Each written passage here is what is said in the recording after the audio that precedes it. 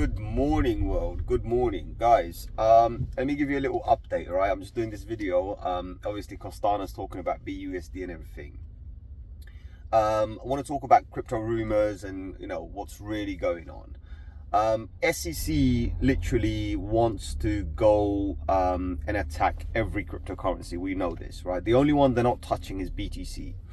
Now with Ethereum, they want to pretty much go against all the ERC20 tokens, right? They're just not saying it that particular way, but they're just saying, oh, staking and this and that, we think it's a security. Well, if one part of something is a security, then the other part should also be a security, but they're just not saying it. Now, there was a filing report. They wanted to disclose that, and they said, well, how much Ethereum does SEC hold? So apparently it's come to light that SEC holds a very significant amount of Ethereum. What a surprise, right? So SEC holds some Ethereum and they're not willing to disclose it. So we've got that information, which is great. And they're going against, obviously, the ERC20s and all sorts, and they're going to try and come after others. Now, they're trying to classify some of these coins, like the USD pegs, as ERC20 as well, which pretty much is technically, right?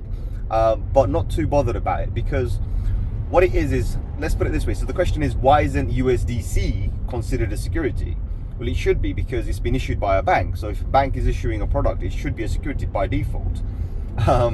Clearly there's something else going on there, so you've got to wonder what. I'm not going to go into too much down that rabbit hole, but the point is look, centralized organizations are pretty much okay, or the ones they have invested in, they're pretty much okay. Decentralized projects will be absolutely fine. In fact, this particular narrative, what the Congress has realized, and there's a lot of people who are advocates of centralized and decentralized, right? So they want both to live together in equilibrium. And what they've realized is that this guy is trying to, kind of shaft everybody in the centralized section. And what I mean by that is he's screwing up investors in the centralized market, because now he's pushing everybody to go decentralized. Well, the very thing he's been trying to stop, all right, or trying to cause trouble, is now going to be decentralized. And for me, I think it's a win. I think it's a win for the cryptosphere, because anything that is decentralized will survive, all right, because that's where all the money is going. So when it comes to things like BUSD, it's decentralized. It's actually not even created by Binance anymore. It's actually created by Paxos, right? So with the Paxos, it's a decentralized DAO standard, and it's just going to continue. You can't really stop it. Now, they could rebrand from USD to something else. That's not a problem. But ultimately, this thing is being created in a very decentralized manner. So that's how I look at certain things.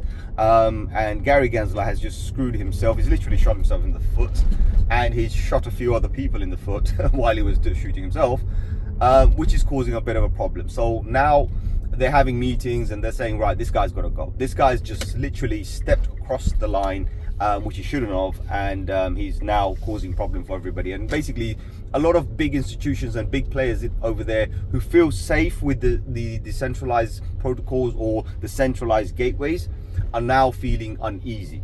And they're not small fishes, they're big boys, right? So end of the day, they're politically connected, they're financially connected, they're institutionally connected, and they're going to have a hard time. So this is why they're not happy.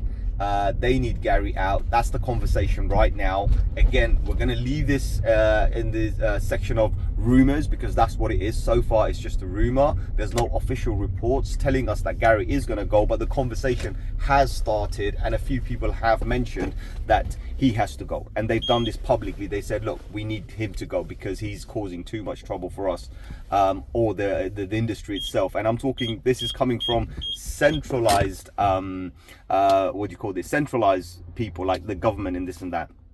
So yeah, I think he kind of stepped out of line, but for the win. So this is a win for us. All right, so believe me, this is really, really good. So when it comes to, like, for example, staking, mining, and decentralized protocols, they're all going to survive. And as I said before as well, and so many times I've said this, guys, when the market has regulations coming in and a cleanup coming in, the cleanup will affect all the altcoins. Most of the shit coins that are out there will be affected, but the decentralized cryptocurrencies, they will survive forever. So that's happening. Also, the other thing is listen to this, right? So there's the USDC has a very big part to play in the financial institutes, right? Let me explain how this works. If everybody fears how USDT is going to go, how BUSD is going to go, how TUSD, whatever, they're all going to go, and they jump into USDC, which is centralized, backed by one-to-one, and that's what they're promoting, right? Even though it's a security, people will feel safe. That's the whole idea. But that safety comes with a big price. The price is if the US dollar collapses, or if the banks decide to shut you down, then you're not getting your money, because the banks can take your money away. They can seize your funds, right? And cause all sorts of pains for you, right? And I know. So if this pain is then caused for you, what are you going to do, right? So the decentralized way is the way forward. Gary Gensler knows this, and at the same time he's trying to affect it, but he's actually accelerating it. So now we become truly decentralized, and that's what we should be, because that's what crypto was created for, decentralization. So it's a win-win for us, regardless what happens. Just be careful where you put your money, obviously, how you interact with it, because there is going to be a massive financial shakeout of what, I don't know. Could be the US dollar collapsing, could be a brand new global currency, I don't know, right? So I don't have that information. This is way above my pay grade, but the point is that's what's happening. But you got to look at it in a positive way and react in a positive way. That's the most important thing. It's not about just looking at the exchanges and this and that, because look, when they affect centralized exchanges, they're going to affect all of them, right? So Kraken was taken down because apparently it's offered a unregulated securities. And I have no idea why Kraken just stepped down and said, here, take the fine and just go. God knows why. Maybe Kraken has been given some information, right, that the other big exchanges are having, because Kraken technically right now is not the biggest exchange. We know the biggest exchange is Binance. So why wasn't Binance pulled aside? Clearly Binance is doing something right, or maybe they don't want to tell Binance what they're about to do. So it's it's one of those, like, we can go in these down the rabbit hole of conspiracies and whatnot and think about all sorts of stuff. Is Kraken playing with the SEC in order to do something where they will benefit from it? I don't know. So these are all questions we can ask ourselves. If you open your mind and you ask yourself questions, that's what you're going to see. So other than that, I hope this kind of explains what I was saying. I'm not going to ask you to like, share and subscribe, because you already do that.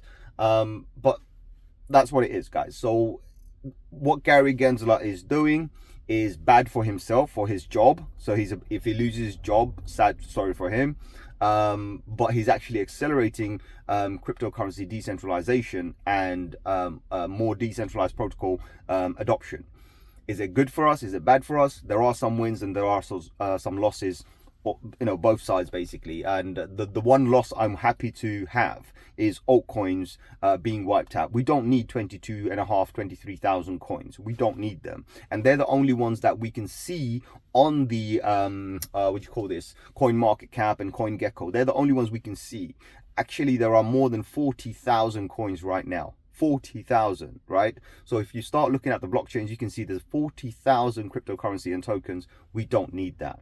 Right? We don't even need 10% of that, right? So we need to fix ourselves, and if this is going to be fixing ourselves, that's what we need to do. But at the same time, we need to place our bets on the right coins, and the right coins would be Bitcoin, definitely going to survive. Ethereum's a bit shaky, but I'm not too concerned.